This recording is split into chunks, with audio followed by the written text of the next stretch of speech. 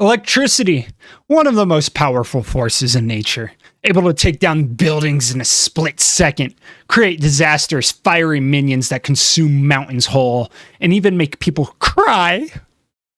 For most of history, we feared electricity, and thunder, and lightning, and all it could do, until Alessandro Volta taught us how to harness it and make it our weapon, our most powerful weapon. Now we use it for technology to help blow up our phones on planes, talk to our favorite robotic companions such as Grok, and even send beautiful poems over voice chat. A little peek down there. Bonnie's right at the door. Bonnie's right at the door. And during the 1990s, we made a discovery. Combining man's best friend with man's favorite tool, we created the ultimate being, one of pure bliss that no one could stop. Shock collars. Hey guys, it's Skippy McFlippy. And today, I really wanted to talk about the history of shock collars. Due to a lot of recent events making me question how and why they were created. So, today my goal is to dive right in and teach you all about shock collars in 15-ish minutes or less. Probably around 13 minutes, hopefully. So, let's talk about it. Nowadays, when you see shock collars, it's typically on TikTok. And some guy puts it around his neck and he starts tweaking out because his son holds the button longer than he wants and he's in a lot of pain. And honestly, I can relate to that. I mean, I act the same way when you give me 500 Robux or like somebody makes me a sweet treat. But anyway, where did this idea come from? Like, why did we put shock collars around our dogs? Well, it starts off in the 1940s and 50s, okay? During World War II, people were doing electro testing on each other, right? They're figuring out which parts of the brain they could electrocute the most to get what results, okay? They would have prisoners of war they'd do this on. They'd do it on animals, dog, cats, babies, whoever they got their hands on, right?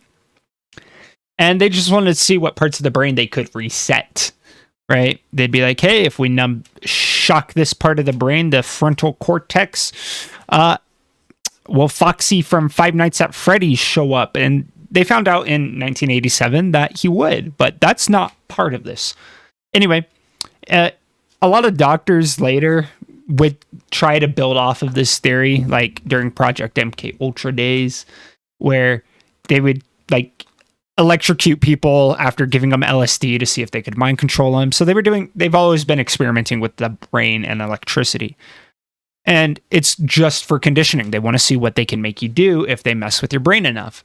So in the 1950s, Dale Lee, a professional hunter, and his buddy Frank Hoover, who is an engineer, decided to do this with animals. And they said, what if we put an electric collar around our dogs' necks to stop them from chasing prey we don't want? Like if they see a lion, a mountain lion, a bear, a zebra, the chihuahua down the street that I hate and should be electrocuted, they'd be like, hey, if our dog's chasing after this and we don't want them to, zap them. And it worked. The dogs stopped at the cost of the dog yelping, getting burned, scarred, and becoming afraid of the zap. It wasn't pleasant. However, hunting dogs are notably very disciplined. And so when this idea came out, like, look at these hunting dogs, they have these collars for hunting dogs to make them listen and they behave, people wanted it. And it blew up in the 60s, right? People were buying them. And it's because they thought they wouldn't have to train their dogs if they could just zap them with the collar. So in the 1970s, the collars were made, they were still pretty bulky, but they were made a lot more accessible. They're still mainly hunting ones, but they added some settings to them. They added settings 1, 2, and 3, and they probably named them something different, like easy, medium, and hard, or small, medium, and large dogs, where the zap would do different things. And it's not like the small zap was anything nice. It wasn't. It would still hurt the dogs. It would still burn people. They'd say, don't play with these. All these things. You put them on the highest difficulty. It was definitely burning dogs. Highest difficulty. It just was not pleasant for the animal in the slightest, okay? And as you get into the 1980s, that's where they actually sized down the collars. They were like, hey, we got to make these more compact so people's chihuahuas don't die when they get zapped from a heart attack, or the shih tzus don't. And it worked, because then they decided, what if we make it so whenever the dog barks, they get zapped? That way we get a lot less annoying dogs. And so they created the bark collar around this time. And the bark collar had a lot of problems, right? Any noise. Sometimes if you clap near it, it would cause it to go off. People would put them around their kids' necks to make them shut up when they didn't want them talking. But it worked. And they actually changed the name a bit during this time, because people were like, shock collar sounds a little too mean. I don't like that. So they called them electric trainers or stem collars. Really, it was stupid. It just made people feel better about zapping their children or dogs. And some people were using it on their children, which is kind of funny. It is funny. It's definitely abusive, but it's like, why would you do that? But at the same time, it's the 80s. I mean, what else do you have to do? They did mess with the intensity settings a lot more during this time, actually. They added 5 settings, and they were a lot nicer. Like, the smallest setting was a bit of a gentler zap. I mean, there are still cases of it, like, hurting people, but, like, I mean, it's going to. No matter, whenever you make a product and it goes out to the populace, it's always going to have some people get injured by it. But, I mean, these settings went... I know during this time when I was looking into shock collars around that time, one of the ads I saw, and hopefully I find it while I edit this, it was like the easy and more humane way, just like a first time. And I was like, whoa, whoa. But it was really funny. And so as we moved into the 1990s, you know, you had your shock collars, your bark collars, but then they created the invisible fence collar. And this one, I believe, was actually created in the 80s. It was just more noticeable in the 90s. It sold a lot more. But pretty much the idea was they would go around where your fence would be, and they dig through it. Well, they dig it underground and bury a wire that went around your yard. And so if your dog steps over the wire, or your child, or whoever you put the collar on yourself, it starts zapping until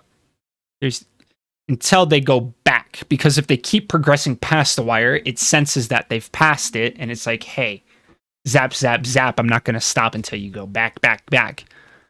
And a lot of people were like, okay, fine. We don't need fences anymore, which is wild because the American Dream white picket fence, right?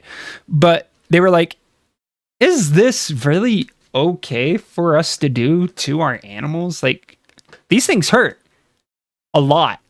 Like, they were finally seeing videos of people online getting zapped. Not online, but like, there's a show, America's Funniest Home Videos, you know, that was running around the time. And I guarantee so many of those videos were shock collar videos.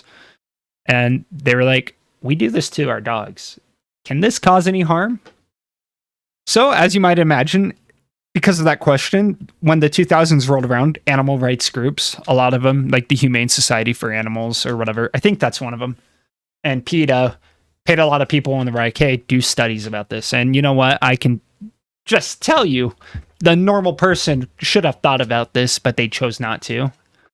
It's not training your dog, it's just hurting them. Your dogs are not becoming smarter, they're just becoming more afraid. They found out that, you know, when you punish and it's just conditioning, right?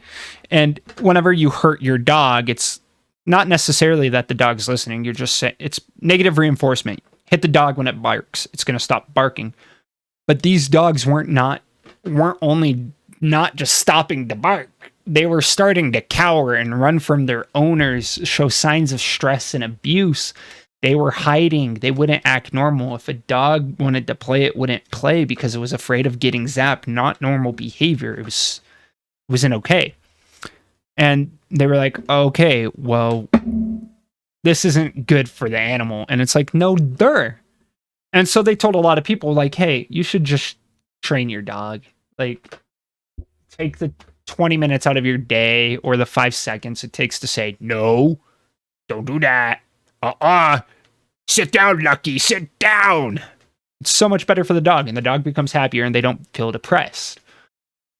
And so people started not buying shock collars, and stigma went around that if you had one, you were abusive. And a lot of countries actually ended up banning shock collars throughout the years because of how abusive they believe it is. Notable countries, well, all the countries I have listed are Germany, France, Spain, Austria, Denmark, Finland, Iceland, Norway, Sweden, Wales, Quebec, which is a province of Canada, fun fact. I know that. Okay, I knew that. Slovenia, some parts of Australia, like New South Wales, Southern Australia, the Capital Territories of Australia, Flanders, Belgium actually plans on banning them in 2027. The Netherlands has them banned, and if you get caught with one, it's a 20,000 euro fine, and you can face a 3-year prison sentence.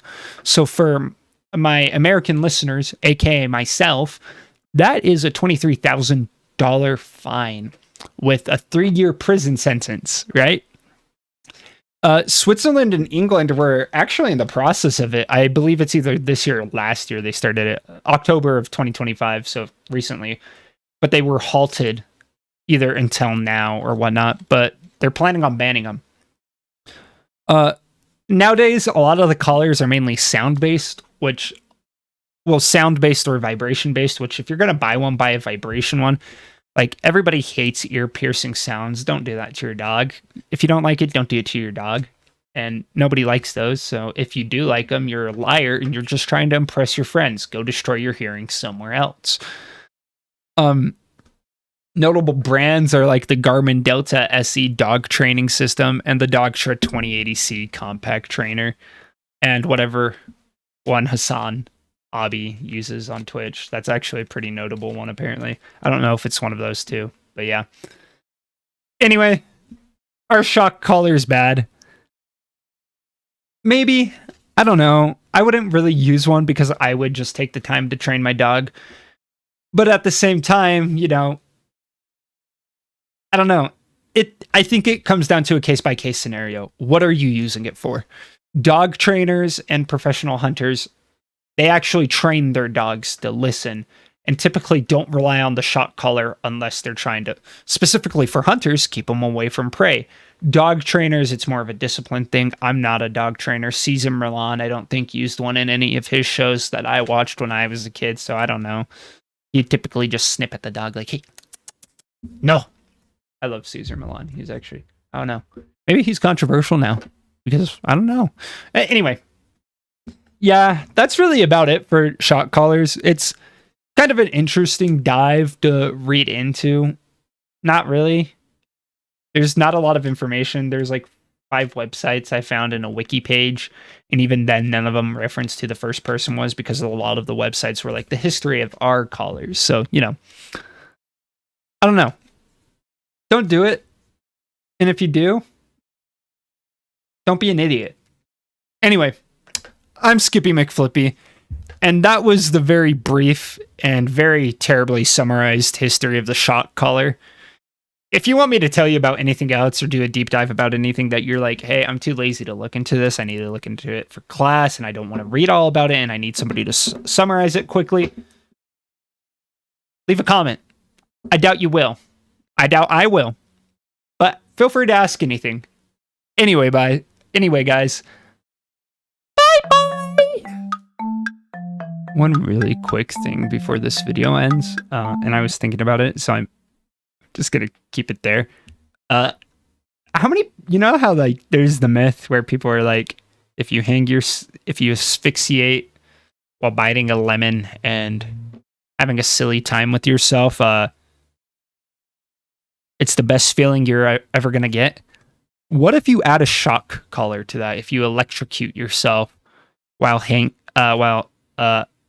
dangling yourself and biting into a lemon, do you think it'll feel better? Do you think it's just that electric kick you need to do to stay alive after? I don't know. Somebody try that. Send me a video of it. Be like, here's my attempt number 572 of the electric asphyxiation lemon kink.